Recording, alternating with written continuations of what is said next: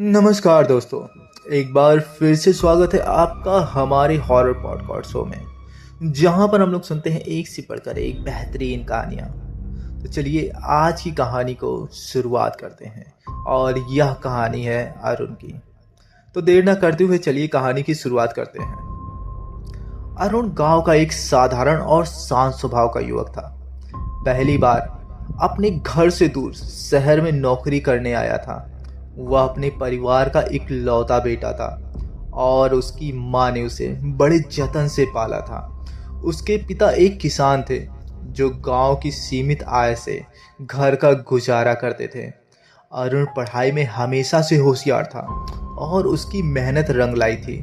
उसे शहर की एक बड़ी कंपनी में नौकरी मिल गई थी। शहर पहुंचने के बाद उसने एक छोटे से किराए के घर में रहना शुरू किया। यह घर पुराने जमाने का बना हुआ था, जिसमें लकड़ी की खिड़कियां और एक छोटा सा आंगन था। चारों ओर ऊंची ऊंची इमारतें थीं, लेकिन इस घर का अकेलापन अरुण को कभी कभी परेशान करता था। पहले दिन जब अरुण ऑफिस गया तो उसे महसूस किया कि शहर की भाग दौड़ बड़ी जिंदगी उसके गांव की शांत जिंदगी से बिल्कुल अलग है। ऑफिस में काम काफ़ी था, लेकिन वह खुश था कि उसे एक अच्छा अवसर मिला है। उसका ऑफिस शाम को ठीक 6 बजे बंद हो जाता था और वह पास की एक बस स्टॉप से बस पकड़कर अपने घर वापस लौट जाता था। शाम का समय होता है जब अरुण ऑफिस से निकलता। सड़क धीरे धीरे खाली होने लगती थी। ऑफिस से बस स्टॉप तक का रास्ता करीब 10 मिनट का था। इस दौरान वह अक्सर शहर की तेज रोशनी और भीड़ भाड़ को देखता। बस स्टॉप पर पहुंचने के बाद वह एक पुरानी सी बस का इंतजार करता। यह बस शहर के भीतरी इलाकों से होते हुए उसके किराए के घर के पास जाती थी। उस बस में ज़्यादा भीड़ भाड़ नहीं होती थी। लोग ज़्यादातर अपने काम पर से लौट चुके होते थे, इसलिए अरुण को हमेशा अपनी पसंदीदा खिड़की वाली सीट मिल जाती थी। खिड़की से बाहर देखते हुए वह अपनी रोज की थकान भूल जाता। शहर के अजनबी माहौल में यह सफ़र उसके लिए एक राहत की तरह था। बस की खिड़की से शहर की चकाचौंध वाली रोशनी और सड़कों पर दौड़ते वाहनों को देखता उसे बहुत अच्छा लगता। कभी कभी वह सोचता कि क्या यह उसकी किस्मत है या फिर उसे अपने गांव लौट जाना चाहिए। शुरुआती दिनों में अरुण खुद को काफ़ी अकेला महसूस करता था। ऑफिस में काम के बाद घर लौटने पर उसे किसी से बात करने का मौका नहीं मिलता। उसकी माँ रोज रात को उसे फ़ोन करती और पूछती, बेटा खाना खा लिया, सब ठीक है ना। अरुण हमेशा यही कहता, हाँ माँ सब ठीक है, मेरी चिंता आप मत करो। हालांकि सच्चाई यह थी कि उसे अपने घर की याद आती थी। गांव की ताज़ी हवा, दोस्तों के साथ बिताए गए पल और उसकी माँ का प्यार, ये सब उसे बहुत याद आता था। धीरे धीरे अरुण को शहर की आदत होने लगी। ऑफिस में सहकर्मियों से बात करना और बस में सफ़र करना उसकी दिनचर्या का हिस्सा बन गई थी। उसे अब शहर के लोगों और उनके तौर तरीकों की समझ आने लगी थी। बस में सफ़र करते हुए वह अक्सर अकेले खिड़की से बाहर झांकता रहता। हर दिन उसे वही रास्ते, वही इमारतें, वही मोड़ दिखाई देते। यह सफ़र कभी कभी उसे उबाऊ लगता, लेकिन यही सफ़र उसके दिन का एकमात्र शांति का समय था जो उसे बहुत सुकून देता था। एक दिन जब बस से लौट रहा था अरुण, उसे महसूस हुआ कि बस में उसके अलावा सिर्फ 2-3 लोग ही थे। चारों ओर सन्नाटा था। उस सन्नाटे में बस के पहियों की आवाज़ और खिड़की से बाहर बहती ठंडी हवा का शोर साफ सुनाई दे रहा था। उसने खिड़की से बाहर झांका। दूर दूर तक अंधेरा फैला हुआ था। सड़क की पत्तियां धीमी रोशनी में जल रही थीं। अचानक उसे ऐसा लगा जैसे उसे कोई देख रहा हो। अरुण ने अपने चारों ओर देखा, लेकिन बस में सब कुछ सामान्य था। वह इसे अपनी थकान का नतीजा समझकर अनदेखा कर जाता है। हालांकि उस दिन के बाद से उसे हर शाम अजीब सा महसूस होने लगा। बस में सफ़र करते समय उसे ऐसा लगता जैसे कोई उसके आस-पास मौजूद है।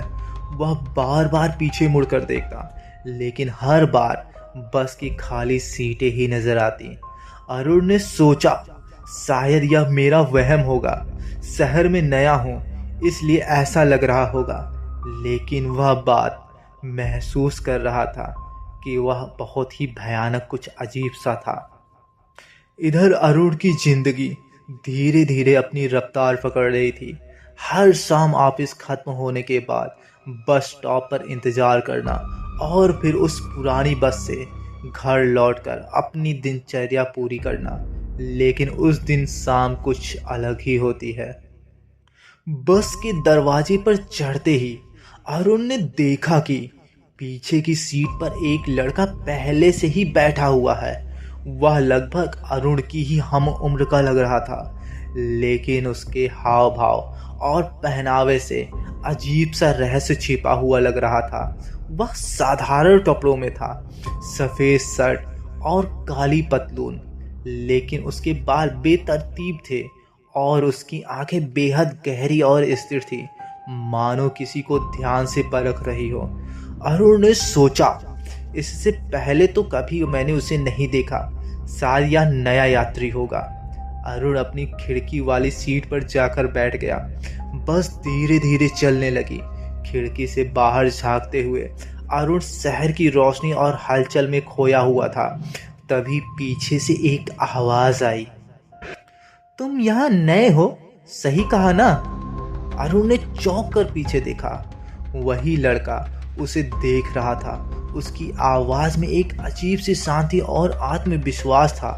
अरुण ने मुस्कुराते हुए जवाब दिया, हाँ, मैं कुछ महीने पहले ही यहाँ आया हूँ। वह लड़का भी अब मुस्कुराते हुए बोला, मैं विनय हूँ, इस बस में रोज सफ़र करता हूँ। तुम कहाँ रहते हो? अरुण ने उसे अपना पता बताया और पूछा, तुम क्या करते हो? विनय ने हल्की हंसी के साथ कहा, कुछ खास नहीं, मैं यहाँ वहाँ घूमता हूँ। बस यूं समझो, मुझे सफ़र करना बहुत पसंद है। विनय की बातें साधारण थी, लेकिन उसकी मुस्कान में कुछ ऐसा था जो अरुण को असहज कर रहा था। फिर भी अरुण ने यह सोचकर बात जारी रखी कि शायद यह उसकी गलत फहमी हो सकती है। अगले कुछ दिनों में विनय और अरुण रोज एक दूसरे से बातें करने लगे। विनय हमेशा बस के पीछे बैठता और जैसे ही अरुण चढ़ता वह उसे इशारे से बुला लेता। दोनों साथ बैठते और बातें करते। विनय के सवाल हमेशा अरुण की जिंदगी और उसके अनुभवों से जुड़े होते, जैसे तुम्हारे गांव में कैसा माहौल है अरुण? तुम वहां अकेले रहते हो, डर नहीं लगता? अरुण ने विनय को अपने गांव की कहानियां सुनाई। उसने बताया कि कैसे वह अपने माता पिता से दूर पहली बार इस बड़े शहर में आया। विनय हर बात को ध्यान से सुनता और मुस्कुराता रहता। धीरे धीरे अरुण को लगने लगा कि विनय उसका अच्छा दोस्त बन गया है। शहर में किसी से बात करने और अपनी परेशानियां साझा करने का एहसास उसे हल्का करता था। हालांकि विनय के बारे में कुछ बातें अजीब थी। वह कभी कभी अपने काम या घर के बारे में ज़्यादा बात नहीं करता था। जब भी अरुण पूछता वह हंसकर कहता, बस मैं यहाँ ही का हूँ, इस शहर के हर कोने को जानता हूँ। एक दिन अरुण ने मजाक में कहा, तुम्हें इस शहर का नक्शा बना देना चाहिए। तुम्हारी बातें सुनकर लगता है कि तुम हर गली हर मोड़ के बारे में जानते हो। विनय ने यह सुनते ही हल्की हंसी में जवाब दिया, हाँ, ऐसा तुम समझ लो, मैं यहाँ का हर कोना चप्पा जानता हूँ दोस्त। उसकी यह बात अरुण को अजीब लगी, लेकिन उसने इसे मजाक समझकर टाल दिया। एक शाम बस में सफ़र करते हुए अरुण को लगा कि विनय की मौजूदगी उसे सुरक्षित महसूस कराती है। हालांकि खुद नहीं समझ पा रहा था वह कि यह एहसास ऐसा क्यों हो रहा है। जब भी विनय उसके पास बैठता, अरुण को लगता कि कोई अदृश्य शक्ति उसे किसी खतरे से बचा रही है। लेकिन यह सुरक्षा का एहसास हमेशा अस्थायी नहीं रहता। कभी कभी विनय की आंखों में ऐसा कुछ दिखता जो अरुण को बहुत ही असहज महसूस करा देता। विनय की मुस्कान गहरी और उसकी आंखें तीव्र हो जाती, जैसे वह अरुण के मन के अंदर तक देख सकता हो। एक दिन सफर के दौरान विनय ने अचानक गंभीर होकर कहा, अरुण, इस शहर में हर किसी पर भरोसा मत करना। यह जगह जितनी चमकदार दिखती है उतनी ही खतरनाक भी है। अरुण ने हैरानी से पूछा, तुम ऐसा क्यों कह रहे हो? क्या हुआ है? विनय ने उसकी ओर देखते हुए कहा, बस इतना समझ लो कि जो दिखता है वह हमेशा सच नहीं होता है। तुम अपना ख्याल रखना। अरुण को विनय की बातों में गहराई महसूस हुई, लेकिन वह समझ नहीं पा रहा था कि विनय ऐसा क्यों कह रहा है। अब विनय हर दिन बस में आता और अरुण से बातें करता, लेकिन अरुण ने गौर किया कि विनय कभी बस से उतरता नहीं था। जब बस आखिरी स्टॉप पर पहुंचती, विनय वहीं अपनी सीट पर बैठा रहता। अरुण ने कई बार उससे पूछा, तुम्हारा घर कहाँ है? तुम कहाँ उतरते हो? विनय हर बार हंसकर कहता, मैं वहीं उतरता हूँ जहाँ मुझे उतरना चाहिए। तुम इसकी चिंता मत करो। विनय की यह बात अरुण को और भी उलझन में डाल देती थी। फिर भी अरुण ने विनय को अपना दोस्त मान लिया। शहर की भीड़ भाड़ और अकेलेपन के बीच विनय का साथ उसे राहत देता था। अरुण को यह एहसास नहीं था कि विनय की मौजूदगी उसके जीवन में एक बड़ा रहस्य लेकर आने वाली थी।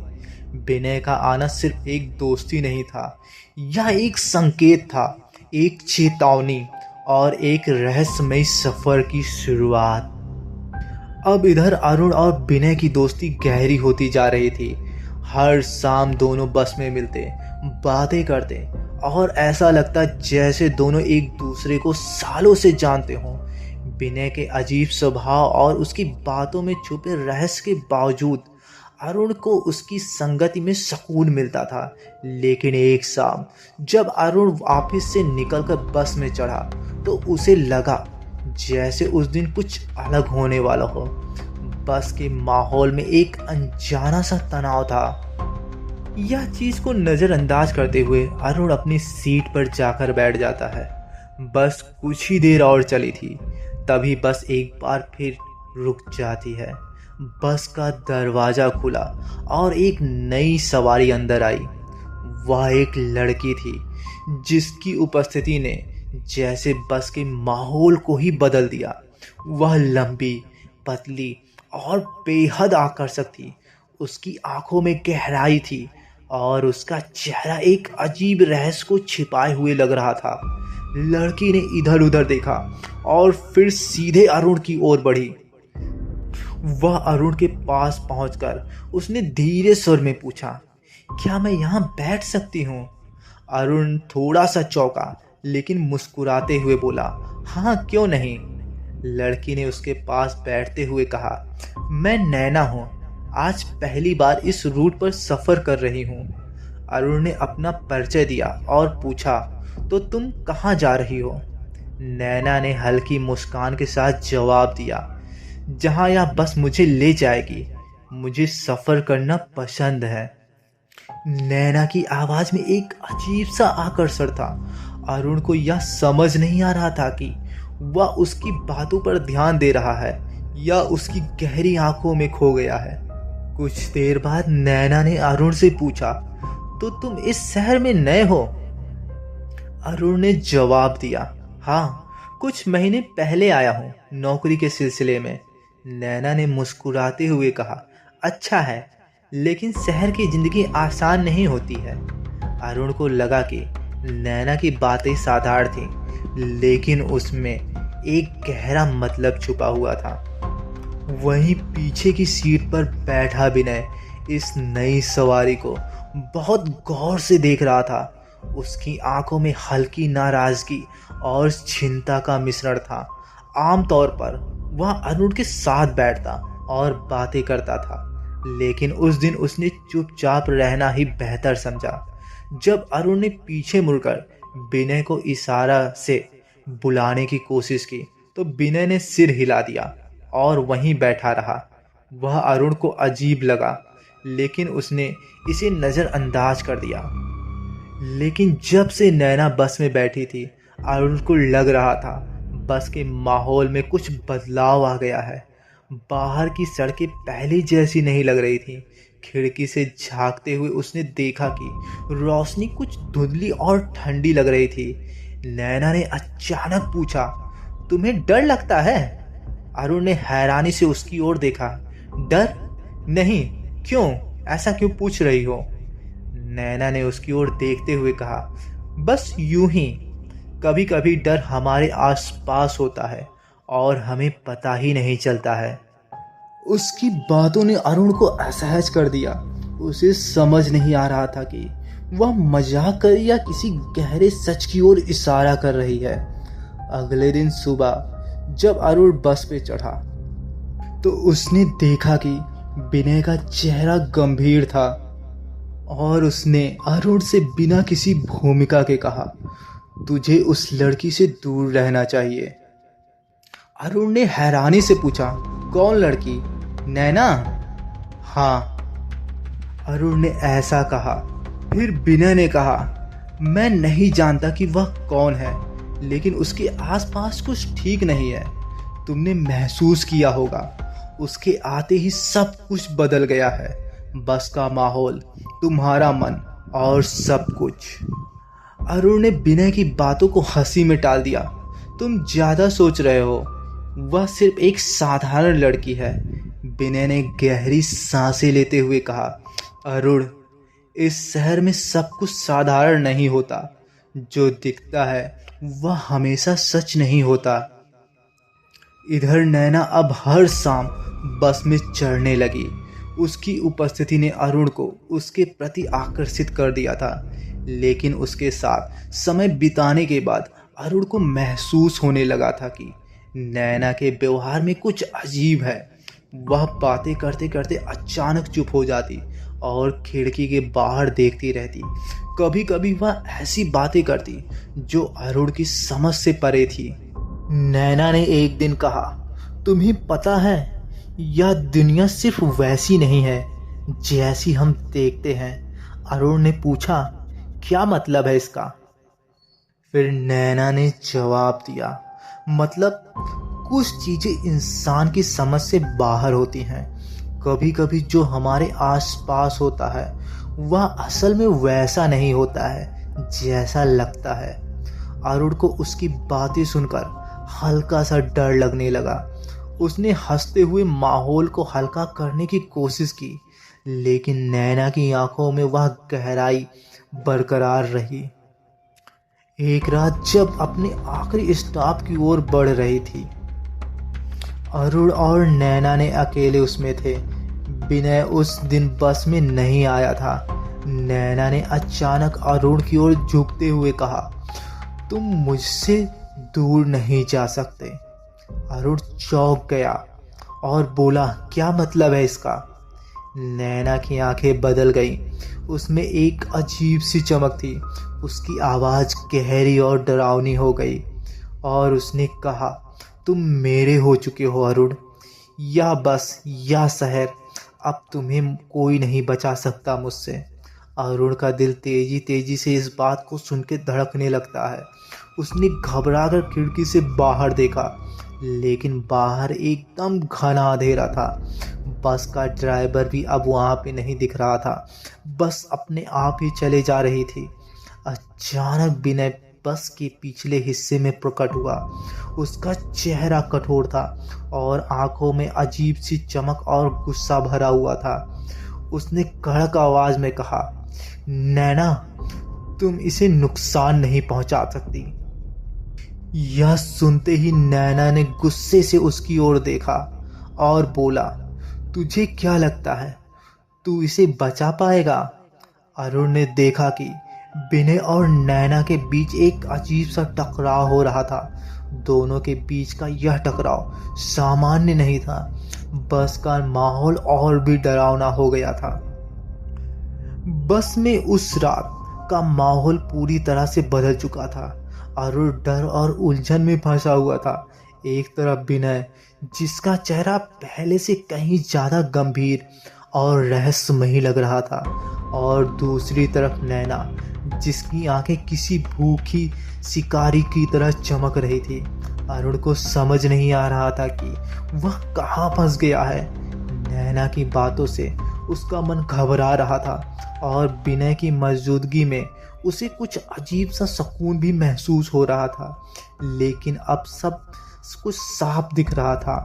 दोनों साधारण इंसान तो नहीं ही लग रहे थे।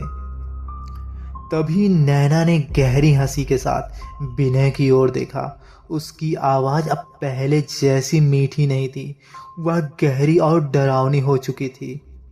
और उसने कहा, विनय, तुम इसे बचा नहीं सकते। यह अब मेरा है।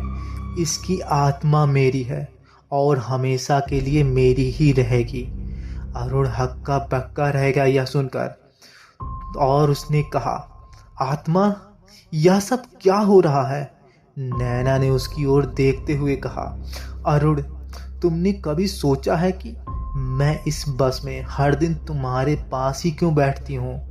यह सब इस इत्तेफाक नहीं था। मैं तुम्हें तब से देख रही हूँ जब तुम इस शहर में आए हो। तुम्हारी आत्मा में एक खास ऊर्जा है जो मुझे चाहिए। यह सुनते ही अरुण को ऐसा लगा जैसे उसके पैरों के नीचे से जमीन खिसक गई हो। उसने घबराई हुई आवाज में कहा, तो तुम कौन हो और मेरे पीछे क्यों पड़ी हो? नैना ने उसकी आंखों में झांका।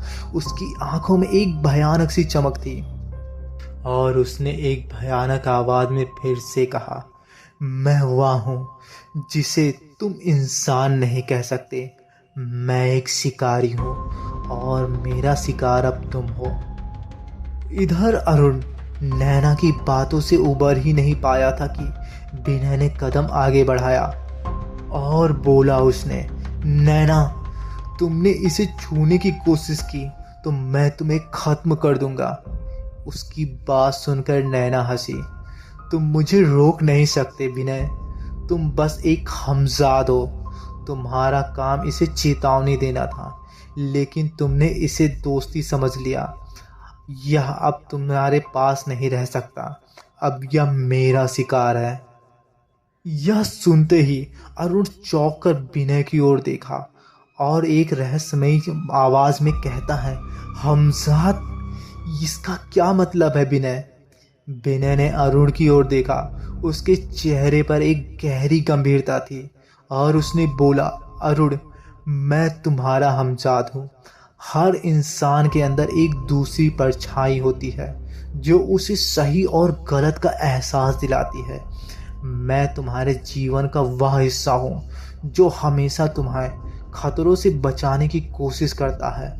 मैं हमेशा तुम्हारे साथ था, लेकिन तुम मुझे देख नहीं सकते थे। इस बस में हमारी मुलाकात इत्तेफाक नहीं थी। यह सब तुम्हें बचाने के लिए था। अरुण को यह सब समझ नहीं आ रहा था कि वह किस स्थिति में फंस चुका है। नैना ने तेज आवाज में चिल्लाते हुए कहा, यह सब बेकार है विनय। इसे मुझसे कोई नहीं बचा सकता। इसकी आत्मा मेरी ही होकर रहेगी। यह कहते ही नैना ने अपने हाथों को हवा में उठाया। अचानक बस के चारों ओर की रोशनी बुझ गई। बस के अंदर का माहौल गहरा और अंधेरा हो चुका था। अरुण को ऐसा महसूस हुआ जैसे उसकी सांसें रुक रही हो। उसे अपने अंदर एक भारीपन महसूस होने लगा, जैसे कोई उसकी आत्मा को खींचने की कोशिश कर रहा है, और वह जोर जोर से चिल्लाने लगा, नहीं। और विनय ने चिल्लाते हुए नैना की ओर छलांग लगा दी। तभी विनय और नैना के बीच अजीब सा संघर्ष शुरू हो गया। यह किसी सामान्य लड़ाई की तरह नहीं था। दोनों के शरीर से अजीब तरह की रोशनी निकल रही थी। विनय के शरीर से साफ सफेद चमक निकल रही थी, तो वहीं नैना के शरीर से काले धुएं जैसी रोशनी निकल रही थी। वहीं दूसरी ओर अरुण को महसूस हो रहा था कि उसकी ताकत खत्म हो रही है। उसकी आंखों के सामने सब कुछ धुंधला हो रहा था। तभी अरुण के कानों में विनय की आवाज गूंजी। अरुण, हिम्मत मत हारो, मैं तुम्हारे साथ हूँ। यह तुम्हारी आत्मा है, इसे सिर्फ तुम बचा सकते हो। अरुण ने अपनी सारी ताकत जुटाई और चिल्लाया, नैना, मैं तुझे मुझ पर हावी नहीं होने दूंगा। यह सुनते ही नैना ठिठक पड़ी। वह अरुण की आंखों में कुछ देर देख ही रही थी, एक ऐसी ताकत जिसे उसने नजरअंदाज कर दिया था। उसने अरुण को चिल्लाते हुए कहा, तुम मुझसे बच नहीं सकते हो। और ऐसा कहकर वह अरुण की ओर बढ़ने लगी। उसी समय विनय ने अरुण के सामने आकर अपना हाथ उठाया और बोला, अब बस, तुमने बहुत कोशिश कर ली नैना, लेकिन यह तुम्हारा शिकार नहीं बन सकता। अब यह मेरा दोस्त है। और कुछ ही देर में विनय के हाथ से तेज सफेद रोशनी निकली, जिससे नैना को पीछे ढकेल दिया। वह चीखते हुए पीछे हट गई और बोली, तुम इसे बचा कर नहीं रख सकते विनय, मैं लौट कर आऊंगी। यह लड़ाई अभी खत्म नहीं हुई है। नैना ने गुस्से में चीखते हुए बस से छलांग लगाई और हवा में ही गायब हो गई। नैना के जाते ही बस में अब सब कुछ सामान्य हो गया। रोशनी वापस आ गई और अरुण ने महसूस किया कि उसकी ताकत लौट रही है। विनय ने उसकी ओर देखा और पूछा, अरुण, क्या तुम ठीक हो? अरुण ने थकी हुई आवाज में कहा, तुमने मेरी जान बचाई है, लेकिन यह सब क्या था? नैना कौन थी और तुम कौन हो? विनय ने मुस्कुराते हुए कहा, नैना एक दुष्ट आत्मा थी। उसका मकसद तुम्हारी आत्मा को कैद करना था। वह तुम्हारी ऊर्जा से ताकतवर बनना चाहती थी। और मैं तुम्हारा हमजाद हूँ। मेरा काम तुम्हें ऐसे खतरों से बचाना है। अरुण ने यह सुनकर एक गहरी सांस ली। तो क्या अब वह सब कुछ खत्म हो गया है? विनय ने गंभीरता से कहा, नहीं, यह सिर्फ एक शुरुआत है। नैना जैसी शक्तियाँ कभी हार नहीं मानती। तुम्हें अब हमेशा सतर्क रहना होगा, लेकिन मैं हमेशा तुम्हारे साथ रहूँगा। उस रात के बाद अरुण की जिंदगी बदल गई। उसे अब समझ आ गया था कि यह दुनिया सिर्फ वही नहीं है जो वह देखता है। इसमें और भी गहराई और रहस्य छुपे हुए हैं। वहीं दूसरी ओर विनय ने अपना काम पूरा किया और धीरे धीरे गायब हो गया। लेकिन अरुण को पता था कि उसका हमजाद हमेशा उसकी रक्षा के लिए मौजूद होगा। अब नैना के गायब होने के बाद अरुण की जिंदगी धीरे धीरे सामान्य होने लगी। ऑफिस, बस और रोजमर्रा की जिंदगी फिर से वही पुरानी लगने लगी। लेकिन अरुण का मन शांत नहीं था। नैना के साथ जो हुआ उसने उसकी सोच ही बदल दी। उसे हर चीज में एक अनजाना सा डर और बेचैनी महसूस होने लगी। विनय अब उसके साथ बस में दिखाई नहीं देता था। अरुण ने यह मान लिया था कि विनय ने अपना काम पूरा कर लिया है और अब उसकी ज़रूरत नहीं रही। लेकिन उसके मन में सवालों की पूरी किताब खुल चुकी थी कि नैना कौन थी, वह क्यों उसकी आत्मा चाहती थी, और वह क्या ये सब वाकई में खत्म हो चुका है। एक रात अरुण अपने कमरे में लेटा हुआ था। खिड़की से आती ठंड हवा और बाहर से सुनाई देती हल्की बारिश की आवाज़ माहौल को सुकून भरा बना रही थी। लेकिन अरुण की आंखों में नींद नहीं थी। उसे ऐसा महसूस हो रहा था कि कोई उसे देख रहा है। उसने खुद से बुदबुदाते हुए कहा, यह सब मेरा भ्रम है। उसने खुद को और समझाया और अपनी आंखें बंद करने की कोशिश की। लेकिन तभी कमरे की खिड़की के कांच पर किसी के नाखूनों की खरोंचने की आवाज़ सुनाई दी। अरुण ने चौंक कर खिड़की की ओर देखा, लेकिन वहाँ कोई भी नहीं होता है। अगली सुबह अरुण बस में चढ़ा। यह वही रोड था, लेकिन उसे महसूस हुआ कि कुछ बदल गया है। बस खाली थी, ड्राइवर तक गायब था। अरुण ने इधर उधर देखा, लेकिन बस में कोई नहीं था। तभी पीछे की सीट से एक आवाज़ आई और वह कह रही थी, तुम सोच रहे होंगे कि यह सब कुछ खत्म हो गया है, लेकिन तो बस यह एक शुरुआत है। अरुण का दिल धड़कने लगा यह सुनकर। उसने धीरे धीरे पीछे मुड़कर देखा और उसने जो देखा उसकी से आंखों में रूह का जम चुकी थी। उसने देखा कि वहां नैना खड़ी थी। उसकी आंखें अब और भी डरावनी और लाल हो चुकी थी। उसके चेहरे पर वही शिकारी जैसी मुस्कान थी और उसने एक भयानक आवाज में कहा, तुम सोचते हो विनय तुम्हें बचा लेगा? वाह, यह सब नहीं बचा सकता तुमको। अब तुम्हें बचाने वाला कोई नहीं आने वाला यहाँ। यह सुनते ही अरुण ने अपने आप को खुद को संभाला। वह जानता था कि उसे अब अकेले ही इस स्थिति का सामना करना था। उसने मन ही मन कहा, विनय, अगर तुम मुझे सुन सकते हो तो मुझे तुम्हारी जरूरत है। ऐसा कहते ही तभी उसने अपने कंधे पर एक हल्का सा स्पर्श महसूस किया। वह पीछे मुड़ा और वहां विनय खड़ा था। मैं यही हूँ अरुण, मैंने कहा था मैं तुम्हें कभी अकेला नहीं छोड़ूंगा। अरुण ने राहत की सांस ली। विनय, वह वापस आ गई है। नैना, उसने कहा कि यह सिर्फ शुरुआत है। विनय ने गंभीरता से सिर हिलाया और बोला, मुझे पता था कि ऐसा होगा। नैना सिर्फ एक साधारण दुष्ट आत्मा नहीं है, वह एक पुरानी शक्ति है जिसे किसी ने जागृत कर दिया है और वह तुम्हारी आत्मा को अब बहुत ज़्यादा चाहती है। विनय ने अरुण को बताया कि नैना एक चुड़ैल थी जो सैकड़ों साल पहले मारी गई थी, लेकिन उसकी आत्मा को पूरी तरह से नष्ट नहीं किया जा सका। वह कमज़ोर आत्मा और खास ऊर्जा वाले इंसानों को निशाना बनाकर अपनी ताकत बढ़ाती थी। और उसने साथ ही यह भी बताया कि अरुण, तुम्हारी आत्मा में एक खास ऊर्जा है। यह सिर्फ उसे ताकतवर नहीं बनाएगी, बल्कि उसे इस दुनिया में अस्थायी रूप से वापस ले आएगी। यही है उसका असली मकसद। यह सुनते ही अरुण ने डरते हुए कहा, तो अब हमें क्या करना होगा? विनय ने कहा, हमें नैना को हमेशा के लिए खत्म करना होगा और इसका तरीका आसान नहीं है। विनय और अरुण ने मिलकर नैना का पीछा करने का फैसला किया। विनय ने अरुण को एक पुराने मंदिर का पता बताया जो अब खंडहर बन चुका था। यह वही जगह है जहां नैना पहली बार मारी गई थी। अगर हमें उसे खत्म करना है तो हमें वहीं जाना होगा। रात का समय था।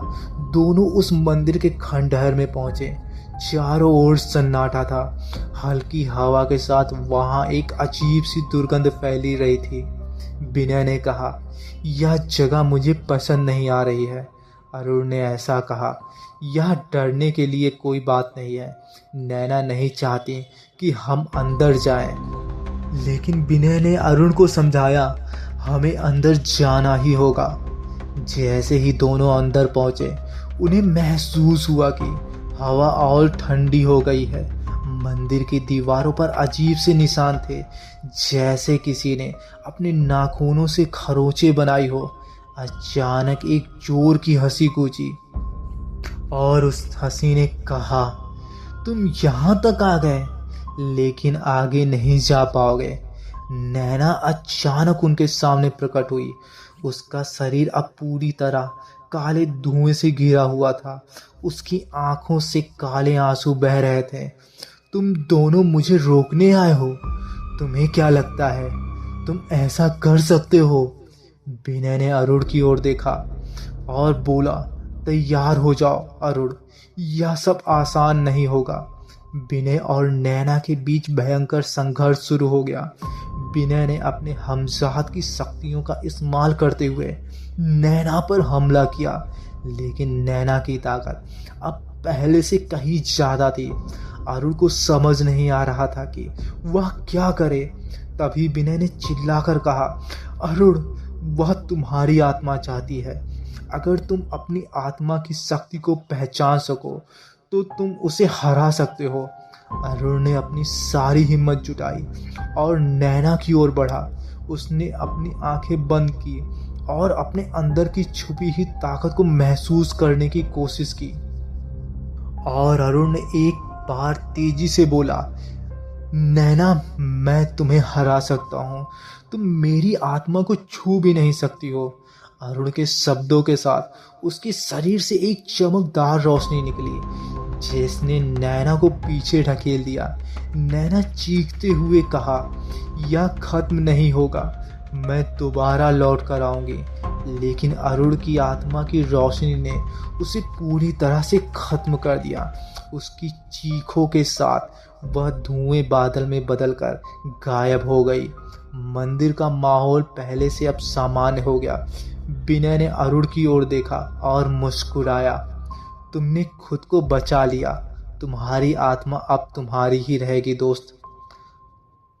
अरुण को अब पता था कि वह सिर्फ एक आम इंसान नहीं है। उसकी आत्मा में कुछ खास था जिसने उसे उस लड़ाई में जीत दिलाई। विनय ने कहा, अब तुम्हें सावधान रहना होगा। दुनिया में ऐसी और भी ताकतें हैं, लेकिन तुम्हें अकेले नहीं हो। मैं तुम्हारे साथ हमेशा रहूँगा। उस रात के बाद अरुण की जिंदगी फिर से बदल गई। अब वह न सिर्फ अपनी बल्कि दूसरों की भी रक्षा करने में सक्षम हो चुका था। तो दोस्तों, यह कहानी थी अरुण की। उम्मीद करते हैं यह कहानी आपको बहुत पसंद आई होगी। अगर कहानी पसंद आई होगी तो प्लीज़ वीडियो को लाइक करिएगा। इस छोटे से चैनल को अपना सपोर्ट दीजिएगा और कमेंट में मुझे ज़रूर बताइएगा कि आपको यह कहानी कैसी लगी। फिलहाल मिलते हैं किसी नई वीडियो में किसी नई कहानी के साथ। तब तक के लिए कहानी पूरा सुनने के लिए आप लोग का बहुत बहुत धन्यवाद।